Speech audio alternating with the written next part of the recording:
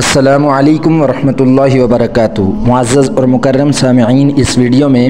ماہ ربیع الاول کے فضائل اور برکات کو ذکر کیا جائے گا۔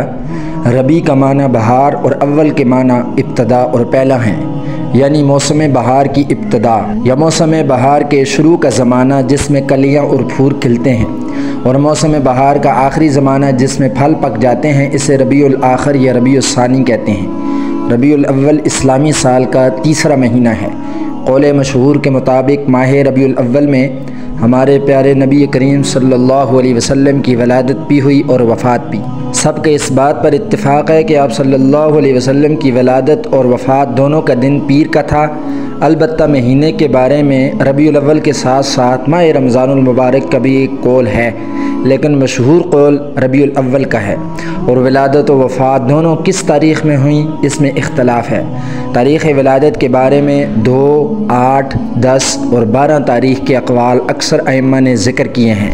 وفات نبوی صلی اللہ علیہ وسلم کے بارے میں یہ بات تو متفقہ ہے کہ پیر کے دن اور ربیع الاول کو ہی، لیکن اس کی تاریخ میں بھی اختلاف ہے۔ اس بارے میں 2، 12، 13، 14 اور 15 ربیع الاول کا قول زیادہ ملتا ہے، اور مشہور قول 12 ربیع الاول کا ہے۔ حافظ ابن کثیر نے حضرت جابر اور حضرت عبداللہ بن عباس رضی اللہ تعالیٰ عنہ سے نقل کیا ہے، اللہ عز و جل نے اپنے محبوب فخر نوع انسانی کی ذات گرامی کو جملہ اوصاف سیرت سے مالا مال کیا، اور اس سے پہلے آپ صلی اللہ علیہ وسلم کی شخصیت کو ظاہری حسن کا وہ لازوال جوہر عطا کر دیا کہ آپ صلی اللہ علیہ وسلم کا حسن صورت بھی حسن سیرت ہی کا ایک باب بن گیا۔ سرکار دو عالم صلی اللہ علیہ وسلم حضرت محمد مصطفیٰ احمد مجتبیٰ کے حسن سراپا کا ایک لفظی مرقع آپ صلی اللہ علیہ وسلم پر اپنا سب کچھ تن من دھن نچھاور کرنے والے جان نثار صحابہ اور تابعین عظام کے ذریعے ہم تک پہنچا ہے، جس سے معلوم ہوتا ہے کہ اللہ رب العزت نے آپ صلی اللہ علیہ وسلم کو وہ حسن و جمال عطا کیا تھا کہ جو شخص بھی آپ کو پہلی مرتبہ دور سے دیکھتا تھا تو مبہوت یعنی ہیبت زدہ ہو جاتا تھا، اور اگر قریب سے دیکھتا تھا تو مسحور کن سا ہو جاتا تھا۔ ہم الحمدللہ اس بات کا اعتقاد رکھتے ہیں کہ کسی بھی مومن کا ایمان اپنے درجہ کمال تک اس وقت تک نہیں پہنچ سکتا جب تک کہ وہ اس بات کا اعتقاد نہ رکھے کہ بلا شبہ حضور نبی کریم صلی اللہ علیہ وسلم کے وجود گرامی میں ظاہری اور باطنی کمالات ہر شخص سے بڑھ کر ہیں، اور اس خوبی کے ساتھ آپ میں ودیعت کر دیے گئے ہیں کہ ظاہری اوصاف کا جمال و کمال عظمت باطن کا آئینہ دار بن گیا ہے۔ جناب نبی اکرم صلی اللہ علیہ وسلم کا ظاہری حسن و جمال جن مبارک ہستیوں کے واسطے سے ہم تک پہنچا تھا، یعنی آپ کے صحابہ رضی اللہ تعالیٰ عنہم، وہ 2 قسم کے ہمارے سامنے آتے ہیں۔ ایک وہ جو جناب نبی کریم صلی اللہ علیہ وسلم کے ادب،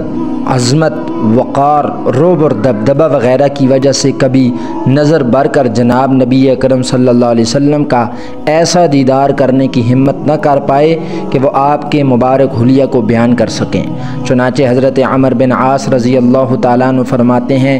کہ مجھے رسول اللہ صلی اللہ علیہ وسلم سے زیادہ محبوب کوئی نہ تھا، اور نہ آپ سے بڑھ کر میری نظر میں کسی کی عظمت تھی۔ میں آپ کی عظمت کی بنا پر آنکھ بھر کر آپ کو دیکھ بھی نہ سکتا تھا۔ اگر مجھ سے کوئی حلیہ پوچھے آپ صلی اللہ علیہ وسلم کا تو میں بتا نہ سکوں گا، کیونکہ میں آپ صلی اللہ علیہ وسلم کی عظمت اور ادب اور دبدبہ اور رعب کی وجہ سے آپ کو آنکھ بھر کر نہ دیکھ سکتا تھا، اور اگر میں اس حالت میں مر جاتا تو مجھے امید ہے کہ میں جنتی ہوتا۔ اور مبارک جماعت قدسیہ کی دوسری قسم وہ ہے جنہوں نے محبت اور عقیدت میں اپنے محبوب ہستی کا ایسا دیدار کیا کہ آپ کی کیفیات تک کو الفاظ میں منتقل کرنے کی کوشش کی۔ چنانچہ حضور اکرم صلی اللہ علیہ وسلم کے جمال مبارک کا کما حقہ تعبیر کرنا تو ممکن ہی نہیں، جیسا کہ علامہ زرقانی رحمۃ اللہ علیہ فرماتے ہیں کہ حضور نبی کریم صلی اللہ علیہ وسلم کا حسن جمال مکمل طور پر ہم پر ظاہر نہیں ہوا، اور اگر آپ صلی اللہ علیہ وسلم کا تمام حسن جمال ہم پر ظاہر ہو جاتا تو ہماری آنکھیں حضور کے جلووں کا نظارہ کرنے کی طاقت نہ رکھتیں، یعنی دنیا میں صرف انسانی بصارت کی طاقت کے مطابق آپ کا حسن و جمال ظاہر ہوا، مکمل حسن ظاہر نہ ہوا۔ آپ صلی اللہ علیہ وسلم کو جو شخص یکا یک دیکھتا مرعوب ہو جاتا تھا، ڈر جاتا تھا، یعنی آپ صلی اللہ علیہ وسلم کا وقار اس قدر زیادہ تھا کہ اول وہلہ میں دیکھنے والا رعب کی وجہ سے ہیبت میں آ جاتا تھا۔ اول تو جمال و خوبصورتی کے لیے بھی رعب ہوتا ہے، اور اس کے ساتھ جب کمالات کا اضافہ ہو تو پھر رعب کا کیا پوچھنا۔ اس کے علاوہ حضور اکرم صلی اللہ علیہ وسلم کو جو مخصوص چیزیں عطا ہوئیں ان میں رعب بھی اللہ تعالیٰ کی طرف سے عطا کیا گیا، اور جو شخص پہچان کر میل جول کرتا تھا وہ آپ کے اخلاق کریمہ اور اوصاف جمیلہ کا قائل ہو کر آپ کو محبوب بنا لیتا تھا۔ سبحان اللہ۔ آپ صلی اللہ علیہ وسلم کا حلیہ بیان کرنے والا صرف یہ کہہ سکتا ہے کہ میں نے حضور اکرم صلی اللہ علیہ وسلم جیسا با جمال اور با کمال نہ حضور سے پہلے دیکھا نہ بعد میں دیکھا۔